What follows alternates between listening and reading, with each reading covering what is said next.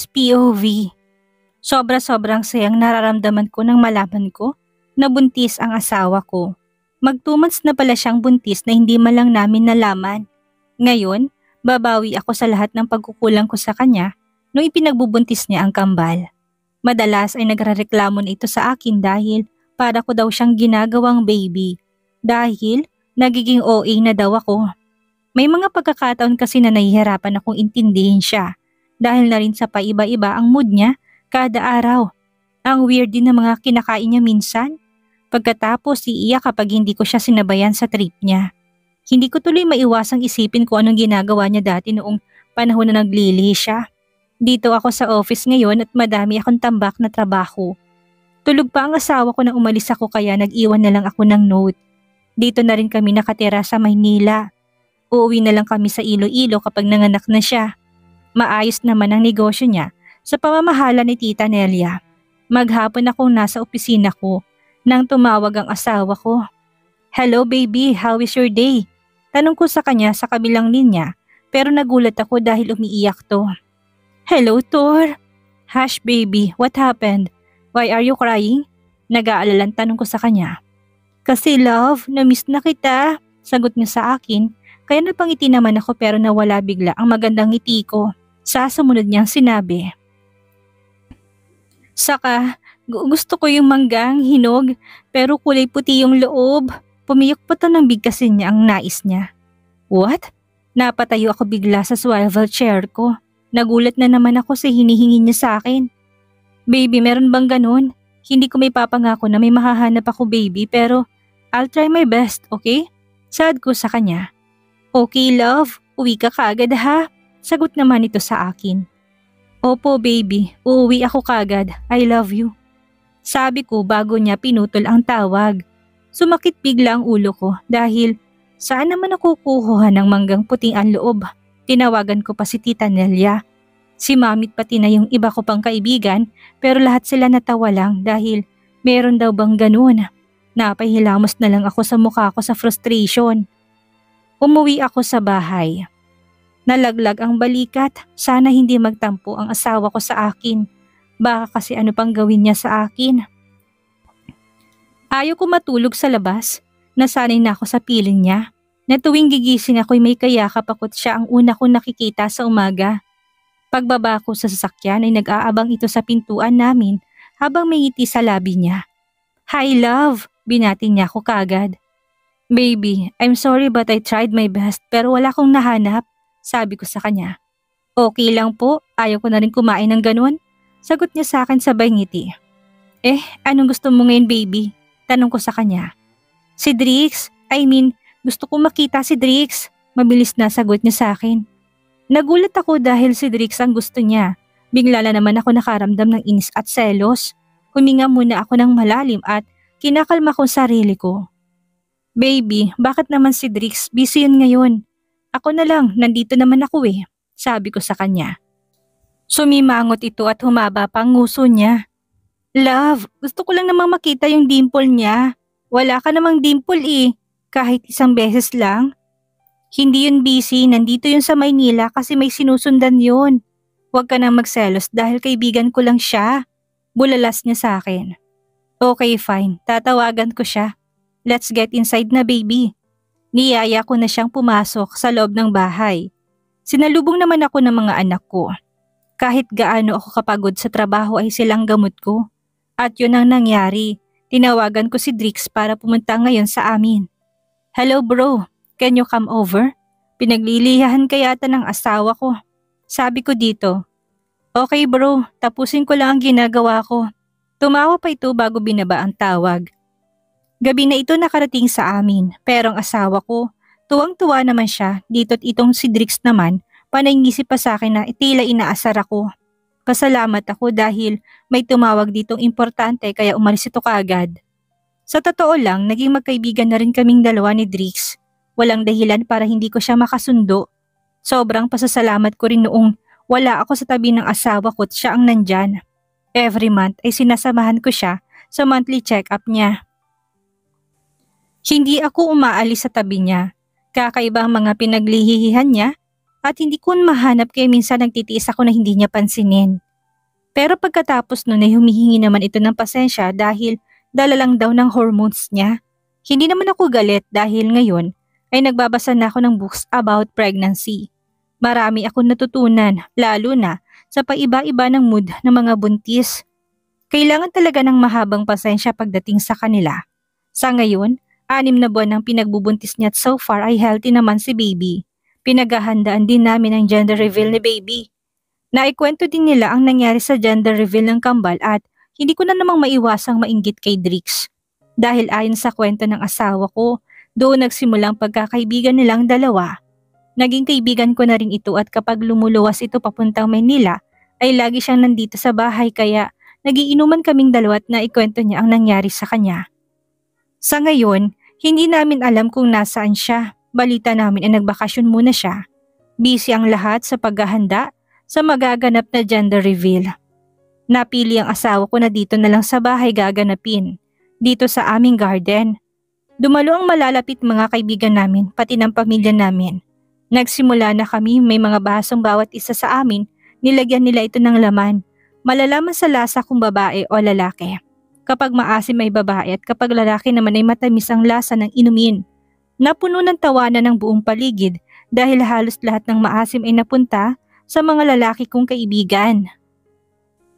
Sobrang nangangasim ang ekspresyon ng mukha nila kaya napapapikit at nginig ang mga gwapong mukha nila. Kakatayin ba nila tayo? Sobrang asim naman ito. Reklamo ng mga nakakuha ng maasim na inumin. Ako ang pinakahuling uminom. Ang saya ko dahil ang asim ng ininom ko, hindi lang siya maasim kundi sobrang asim. Hindi ko maipaliwanag ang level ng asim niya. Mabilis akong uminom ng tubig para maalis ang pangangasim ko. Tuwang-tuwa naman ang asawa ko pero hindi pa pala yun ang pinaka-highlights ng event dahil mahilig ang asawa ko sa archery. Iyon talaga ang pinaka-highlights na pa-gender reveal niya. Lahat ng lalaki pinatayo nila sa pader na may mga balon sa itaas. May laman na liquid pero may kulay ito. Akong nasa gitna. Grabing hilahan pang nangyari dahil ayaw sumali ng mga kaibigan ko. Kahit ako nakaramdam din ng kaba. Alam kong magaling ang asawa ko sa pamamana pero nakakatakot naman kasi kapag lumihis yung palaso. Boys, are you ready? Sigaw ni John na kaibigan ng asawa ko. No! Sabay-sabay kami sumigaw maliban kay Emmanuel na cool pa rin hanggang ngayon. Palibhasa pulis kaya sanay na. Okay, start na tayo mga fafang pogi. Nakangiting sabi nito. Please give us a second, sabi ni Thunder. Nakinig naman sila at sa tingin ko'y 1 minute lang atang binigay nilang time sa amin. Pumunta na sa gitna ang asawa ko tinutok ang palaso sa unang target. Napaupo si Amadeo sa gulat na tumamang palaso sa lobo. Shit, Thor, dinamay mo pa kami dito. Hanggang sa minura-mura na ako ng mga kaibigan ko. Kabado sila sa ginawa ng asawa ko. Ako ng target ngayon. Hindi ko alam pero ang puso ko ang bilis ng tibok. Baby, baka pwede naman nating pag-usapan yan. Baka mamatay ako kapag tinamaan ako niyan. Gusto mo ba yun? Wala ka ng asawa at wala na ring dading mga anak natin? Pagdadrama ko sa kanya. Shit kuya, nakikipagnegosasyon ka pa? Tapos kami pinabayaan mo? Sabi sa akin ni Stephen na pinsan ko. Tumawa naman ang mga tao sa paligid. Businessman ako kaya kailangan ko tong gawin. Sagot ko naman sa kanya. Kaya lalong naging maingay ang paligid.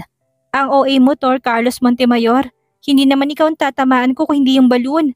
Sige na, tumayo ka na ng tuwid dahil hindi ka na makakatabi sa akin kapag umalis ka dyan. At isa pang anak mo to, kaya kayanin mo. Nakaya nga nila na hindi sila ng amant gumawa nito. Tuloy-tuloy na litan niya ng asawa ko. Tama ng drama mo, Tor. Sige na bro, bilisan mo na para matapos na at makapag-party-party na tayo. Pangasar sa akin ni Emmanuel. Sinamaan ko naman siya ng tingin. Tumuwid ako ng tayot ng bitawan ng asawa kong palasoy na papikit ako. Pero kasabay noon ang pagbuhos sa akin ng liquid na nasa loob ng balon. Nagsigawan ang lahat. Nang it's a boy. Yes, thanks God. Puno ng pasasalamat ko sa nasa itaas. Mabilis akong lumapit sa asawa ko at niyakap ko siya. Akala namin ay babae pero nalinlang lang pala kami doon sa maasim kanina. Dahil lalaki talaga magiging anak namin. I love you baby. Bulong ko sa tenga niya. I love you too love and thank you. Ang saya ko, sabi niya sa akin. Naging masaya ang lahat. Nagparty kami at excited na ang lahat sa paglabas ng baby boy namin. Ilang buwan na lang hihintay namin at magiging malaking pamilya na kami. Cassandra's POV. Simula nang malaman kong buntis ako ay paiba-iba ng mood ko. Madalas kakaibang mga trip ko. Pero malaking pasasalamat ko sa asawa ko dahil nandyan siya palagi sa tabi ko para alagaan at intindihin ako. Sobrang laki ng pinagbago niya. Kung noon na bago pa lang kami magkakilala ay napakasuplado nito at palagi nalang galit. Ngayon naman kinukulit niya. Sa mga buwan na kasama ko siya ay masasabi ko na lalo ko siyang minahal ngayon kung na-realize na hindi ko mapagkakaila na nung una ko siyang makita ay nakuha na niya kaagad ang atensyon ko. Lalo ng puso ko. Nakikita kong pagmamahal niya sa dalawang babae kong anak at kang kambal. Lagi siyang naglalaan ng oras para sa mga ito. Nakasanayan na rin namin na tuwing araw ng linggo ay family day namin. Namamasyal at nagsasaya kami kapag Sunday. Panay takbo na rin ang kambal at matatas na talaga silang magsalita. Mabigat ng tiyan ko dahil kabuanan ko na. Tungkol naman sa negosyo ko, maayos naman ito't si Tita Nelia, ang namamahala sa Iloilo. Araw ng linggo ngayon kaya alis kami buong pamilya pero nagtaka ako kasi ang sabi ni Thor, mamayang gabi na lang daw kami aalis. Baby, cancel muna ang family day natin ngayon, sabi niya sa akin. Bakit love? Mamayang gabi na lang kasi, I need to go sa office. Sagot niya sa akin. Okay, sagot ko sa kanya. Nagtataka man ay mas pinili ko na lang na baliwalain. Inabala ko na lang ang sarili ko sa pag-aayos ng nursery room. Pinalitan na kasi namin ang team nito para sa pagdating ni baby. Nagulat pa ako dahil tumawag si mommy dahil pinapasundo niya mga bata. Doon na lang daw muna sa kanila dahil wala siyang kasama kaya pumayag naman ako. Hello ma'am, sagot ko sa tawag niya. Anak, ipapasundo ko ng mga bata dyan. Okay lang ba na dito na muna sila? Wala kasi akong kasama, saad niya sa akin. Okay po ma'am, sagot ko naman sa kanya. Okay anak, salamat. Magkasundo na kami ngayon ni mommy.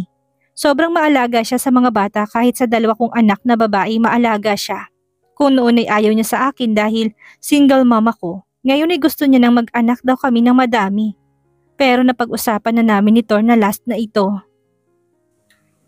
Dahil baka hindi ko nakayanin at sang-ayon naman siya dahil ayaw daw niya na mahirapan ako.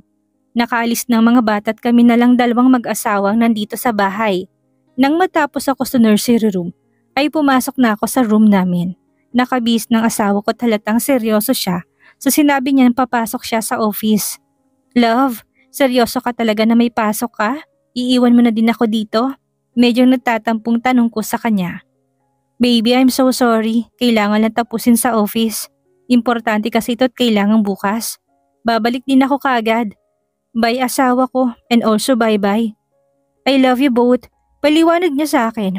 Hinalikan niya ako sa noo ganun din sa tummy ko. Nagmamadali itong lumabas. Hindi man lang hinintay ang sagot ko. Kaya nakaramdam ako ng tampo. Sumapit ng maghapon pero wala pa rin ang asawa ko. Kaya hinayaan ko na lang siya. Ayaw ko mag-overthink ngayon dahil baka bigla na lang ako mapaanak nang wala sa oras. 5:00 na ng hapon, tumawag ang asawa ko sa akin. Hello, walang ganang sagot ko sa kanya. Hello baby, I'm sorry kung hindi kaagad ako nakabalik. Sobrang dami ko lang kasing ginagawa, kaya ako napatawag baby dahil pwede ba akong humingi sa'yo ng pabor? Pakidala sana dito sa office yung document na nasa itaas ng table ko. Nakalimutan ko kasi. Sorry baby, saad niya sa akin. Okay love, may baka pa bang ipapadala dyan? Tanong ko sa kanya. Yan lang po baby. Thank you so much baby. Ihahatid ka ng driver dito, tinawagan ko na siya. Bye baby, take care. Malambing na sabi niya. Bye love. Paalam ko sa kanya sa kabilang linya. Naligo muna ako pagkatapos ay nag-ayos ako ng konti. Habang nasa harapan ako ng salamin na hindi ko maiwasang malungkot. Dahil pakaramdam ko ang pangit ko pero kapag dumadako naman ang tingin ko sa tiyan ko, napapangiti naman ako dahil kahit mahirap man ay kayang tiisin ng isang ina para sa kanyang anak. Hinimas ko ang tiyan ko. Baby, behave ka na muna dyan ha. Pupuntahan lang natin si daddy mo. Kausap ko sa kanya. Ay, nagulat ako bigla dahil sumipa ito ng malakas. Baby, ang lakas mo. Nagulat si mommy. Nakangiting sabi ko sa kanya. Bumaba na ako at sumakay sa kotse. Hindi naman ako nainip sa biyahe dahil may tugtog naman sa stereo ng sasakyan. Alam naman kasi ng driver na mahilig ako sa music. Pagkarating namin sa building ay maliwanag ito't may mga empleyado sa loob. Seryoso ba sila? Bakit may trabaho pa sila ngayon? Pagpasok ko'y nakangiti sila sa akin. May lumapit sa akin na isang staff at may binigay siya na ID. Nang tignan ko to, yung unang binigay sa akin nung first day ko sa trabaho ko. Nalilito ako pero inalalayan niya ako sa elevator. Ito rin yung sinakyan ko dati noong hindi ko pa alam na exclusive pa lang ito sa CEO. Hindi ko maiwasang mapangiti dahil dito ko rin nakasabay si Thor at nalalanghap kong pabango niya. Ang daming alaala ang bumalik sa akin ng mga alaala. Bumukas ang pinto ng elevator at nakita kong lahat ng kasama ko sa trabaho. Kasama na yung mga kaibigan ko. Bigla na lang may kumanta. Nagsimula na itong kumanta. Unti-unting bumukas ang pinto ng office niya at lumabas ang asawa ko nakangiti habang kumakanta siya samantalang ako'y panay patak ng luha ko. Umiiyak ako sa saya dahil hindi ko akalain na mag-e-effort siyang gawin ito para lang sa akin. Naglakad ito papalapit sa akin. Baby, alam mo na hindi ako magaling sa mga salita pagdating sa'yo. Kasi simula nang makilala kita, pinabilis mo ng tibok ng puso ko. Idinadaan ko lang ang lahat sa pagsusungit ko sa'yo para maitago kong kabang nararamdaman ko. Lagi akong galit dahil nagseselos ako sa mga lalaking lumalapit sa'yo. Araw-araw kitang binibigyan ng bulaklak pero natigil yon dahil akala ko hindi mo ko gusto. Bigla ako nawala ng pag-asa pero masaya ako nung malaman kong mahal mo rin ako. Na natatakot ka lang na sasabihin ng ibang tao. Sorry kung hindi kita pinaglaban noon, yun ang kasalanang pinagsisihan ko hanggang ngayon. Sorry din dahil tinali kita sa akin na kahit hindi ko alam kung papayag ka ay ginawa ko para wala ka ng kawala sa akin. Baby, sa harapan nilang lahat ngayon, kung babalik tayo sa nakaraan hindi ko nagugustuhin itago ang relasyon natin. Walang tigil ang pagpatak ng luha ko dahil sa mga sinasabi niya. Hinilan niya ako papasok sa office niya. Nang bumukas ito bigla na lang may lumabas na mga salita sa screen na lalo nagpaiyak sa akin. I love you, Cassandra Soto. Will you marry me? Basa ko sa nakasulat doon. Humarap ako kay Thor na ngayon ay nakaluhod sa aking harapan. Habang may hawak na singsing. Baby, will you marry me for real? Tanong niya sa akin. Yes, love. Papakasalan kita kahit na pinikot mo ko. Umiiyak na tumatawang sabi ko sa kanya. I love you, baby. Nakangiting sabi niya habang may pumatak na luha sa mata niya. Sinuot nitong singsing sa daliri ko, tinilikan ako sa labi. Habang may mga fireworks, nakitang-kita ko na nagiging hugis puso. Sabay namin itong pinagmasdan habang magkayakap. Nagulat ako dahil nandito mga anak namin at ang pamilya namin. Masaya ako dahil buo kami. Eto palang pinakakaabalahan niya, sakto sa araw kung kailan kami nagkakilalang proposal niya. Sa naalala ko itong petsa ng first day ko noon sa trabaho. Pero nagulat ang lahat dahil bigla na lang ako sumigaw. Ah! Dahil sumakit ang tiyan ko. Manganganak na ako. Nataranta ng lahat pati na rin si Thor. Binuhat niya ako at mabilis na sinakay sa kotse papunta sa ospital. Thor, ang sakit! Malayo pa ba tayo? Hindi ko na kayang sakit. Umiiyak na sabi ko sa kanya. Nakita ko na kinakabahan ito at hinihilot niyang balakang ko. Malapit na tayo, baby. Pag-aalo niya sa akin.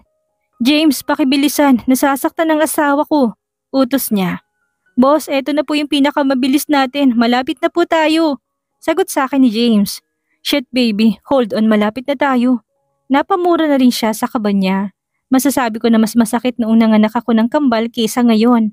Dahil pagkarating namin sa ospital ay lumabas na kaagad si baby.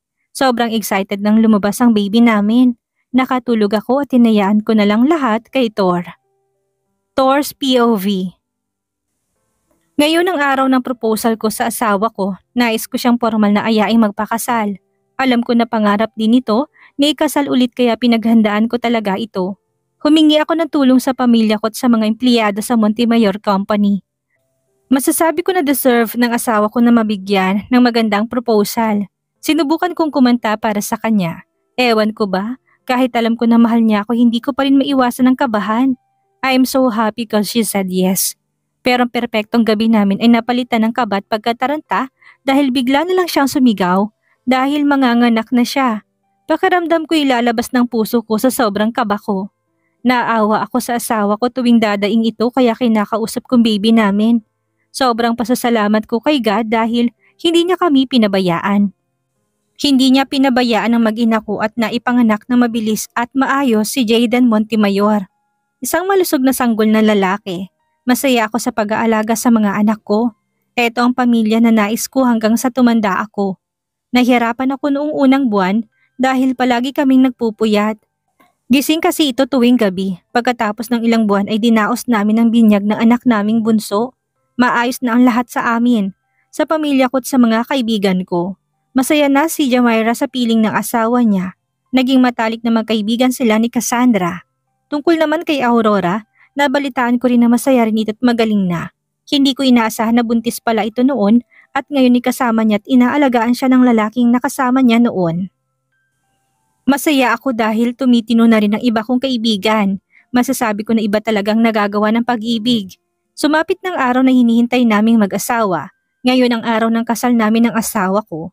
Matyaga ako naghihintay sa kanya. Kabado ako pero ganito siguro kapag ikakasal ka na sa taong mahal mo. Garden wedding ang napili ng asawa ko. Dahil para sa kanya mas maganda daw ito, kaya naghanap kami ng farm na may madaming bulaklak. Kasama ko ngayon ang mga kaibigan ko at best man ko si Emmanuel dahil saksi siya sa lahat ng kabaliwan ko sa asawa ko. Are you okay bro? Mapang-asar na tanong sa akin ni Emmanuel. Kabado ako bro. Paano kung hindi siya dumating? Sagot ko sa kanya. Ngayon ka pa nag-isip ng ganyan. Relax, parating na daw sila. Sagot niya sa akin. Magiging ganito ka rin kapag kinasal kayo. Sabi ko sa kanya. Soon bro. Sagot niya sa akin at dumating na siya kaya inayos na dahil magsisimula ng kasal namin. Nagsimula ng seremonya at isa-isang naglakad ang flower girl, ring bearer, ninang at ninong pati na bridesmaid at groomsmen. Habang papalapit ng papalapit ay doble ang kaba ko. Unti-unting hinawi ang kortina at nang makita ko si Cassandra ay hindi pa rin nagbabagong tibok ng puso ko. Kagaya pa rin nung una ko siyang nakita, sobrang bilis pa rin ito. Nagsimula itong maglakad papunta sa akin habang pinagmamasdan ko siya ay nakangiti ako at hilam ang mga luha ko sa mga mata. Napakaganda niya sa simpleng suot niya para siyang Diyosa. Bagay na bagay sa kanyang simpleng gown na suot niya. Ayaw niya ng magarbong gown dahil sayang lang daw ang pera. Kahit na sinabi ko na kahit magkano ay kaya kong bayaran. Pero dahil siya ang magsusuot at siya ang boss ko, hinayaan ko lang siya sa mga nais niya. Nakangiti siya habang naglalakad kasabay nitong napakagandang kanta na kumpas na bagay sa kanya. Napakalayo pa ng lalakarin niya papunta sa akin. Parang gusto ko na siyang takbuhin at hilahin papunta sa harapan. Kalma ka lang dude, parang gusto mo nang takbuhin. Reserve mo yung energy mo sa honeymoon nyo. Bulong sa akin ni Emmanuel dahil good mood ako ngayon ay ngumiti na lang ako.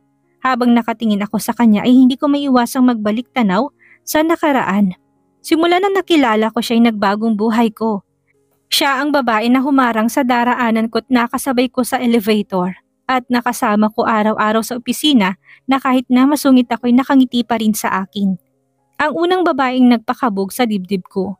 Ang babaeng hindi ko inakalang magugustuhan ko. Ang unang babaeng iniyakan ko at nagpakababa ako. Ang lahat ng magagandang alaala namin ay bumalik sa akin. Ang lahat ng pinagdaanan namin simula sa malungkot hanggang sa masayang alaala na hindi ko akalain na matatagumpayan namin. Siyang tahanan ko, ang babaeng para lang sa akin. Hindi ko nakakayaning hindi siya kasama. Nang malapit na ito'y sinalubong ko siya. You're so gorgeous baby, I love you. Bulong ko sa kanya. You look handsome too love, I love you too. Saad niya rin sa akin. Sabay kaming pumunta sa harapan ng mangiti sa lobby. Nagsimula ng magsalita ang pari para simulan ng seremonya ng aming kasal. Isinuot namin sa bawat isa ang singsing. Binasa namin ang wedding vows namin. Ako ang naunang magbasa. Huminga muna ako ng malalim. Baby, when I first saw you, my heart is beating so fast. At first, I ignored it cause you're my not type. I admit that I was a womanizer and a single mom is not on my list. But you're the only one that caught my attention. You always made my day. Your smile, even your small gestures captured my heart. Lahat ng nararamdaman ko'y dinadaan ko lagi sa pagsusungit sa'yo. I'm not perfect, but one thing that I can promise is to love you until the end. I can be your feet when you cannot walk. Akong alipin mo, ang kakampit kaaway mo. Mamahalin kita asawa ko na kahit tumutol pang kahit sino, ikaw pa rin ang pipiliin ko ng paulit-ulit. Maraming salamat dahil dumating ka. Kayo sa buhay ko. Tanggap ko kung sino't ano ka. I love you baby. Puro ng kaba ang dibdib ko habang sinasabi ko yon. Pinilit kong tapusin ang sasabihin ko. Hindi ko na rin napigilan ang luha ko. Kita ko sa mga mata ng asawa kong luha na pilit niyang pinipigilan. My Turkey, mahal kita, hindi ko man maamin sa'yo. Pero napamahal ka sa akin sa paraan ng pagsusungit mo. Sa lakas ng busina mo dahil nakaharang ako sa daan. Sa lahat ng ginawa mo sa akin para mapasaya ako. At higit sa lahat ang pagmamahal mo sa amin. Thank you kasi tinanggap mo ko. Tinanggap mong nakaraan ko kahit na ganito ako. Napakaswerte ko dahil ikaw ang lalaking binigay sa akin ni Lord. Sa lahat ng nangyari sa nakaraan, sa mga pagsubok na dumadating sa atin, marami tayong natutunan, marami tayong nakayanan na naging dahilan kung bakit matatag na tayo ngayon. Pangako ko na ako magiging ilaw mo kapag nasa dilim ka. Mamahalin kita hanggang sa huli kong hininga, kasamang mga anak natin. I love you, Tor Carlos Montemayor. Habang nagsasalita siya'y umiiyak siya hanggang sasabay kaming ngumiti na may luha sa mga mata. Nagsalita na ulit si Father. I now pronounce you husband and wife. You may kiss your bride. Pagdedeklara niya, nagpalakpakan ng mga tao sa paligid. Hinawi kong veil niya at hinalikan ko siya. Saksi ang Panginoon at ang lahat ng mga nandito sa pagmamahalan naming dalawa. Pinagsaluhan namin ang isa sa pinakamasarap na halik sa buong buhay namin. Nagpicture muna kaming lahat bago simulan ang reception ng kasal namin na dito lang din gaganapin. Sa pag-ibig, hindi mahalaga kung sinong nauna o nahuli. Ang mahalagay, nasa tamang panahon at oras kayo. Hindi man akong nauna niyang nakilala at minahal. Sisiguraduhin ko na ako nang magiging huli at ang magpapasaya sa kanya. Ang pagsubok ay kayang lampasan kapag may pagmamahal na siyang nagpapatibay sa isang relasyon. Hindi man perpekto, ang mahalagay masaya. Nais naming mamuhay ng masaya sa piling ng mga anak namin, ang pamilyang pinaghihirapan naming buuhin. Dito na po nagtatapos ang kwentong pag-ibig ni Cassandra at Tor. Maraming salamat po sa lahat ng sumuporta at sumubaybay. Muli magkita-kita po tayo sa susunod pa nating mga istorya. Tor and Cassandra is now signing off.